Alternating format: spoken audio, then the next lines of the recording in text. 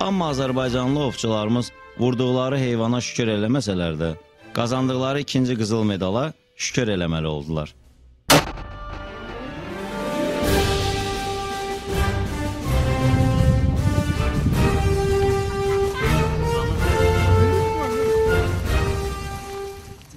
Bu mavi qınudur. Aha. Bəşir bunu maşallah bir güllüyə burada ürəyindən dəydi.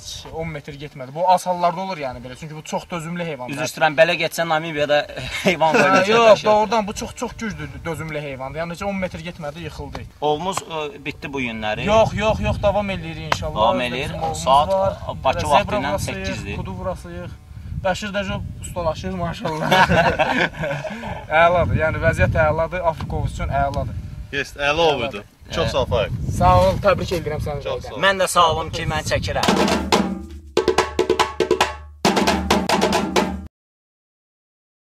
Də dönə-dönə tapşırdılar ki, siz nə Faiqsiz, nə də Emin. Müller, Michael, vəssalam.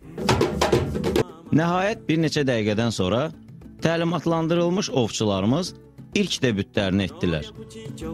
Günün yarısına qədər bir neçə tilovu sıradan çıxaran ovçularımızın uğursuz akolovu mənə faciəli Hind filminin sonluğunu xatırladırdı.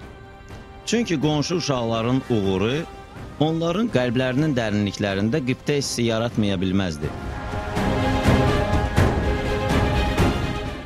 Bu ovun özəlliyi ondan ibarətdir ki, qarmağa keçmiş köpək balığının suda ən azı 1 saat nazı ilə oynamalısan.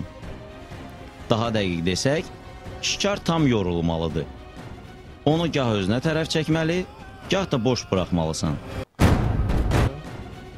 Necə deyərlər, Faiq yalın əllə kişi kimi, Akola da elə Akola kimi.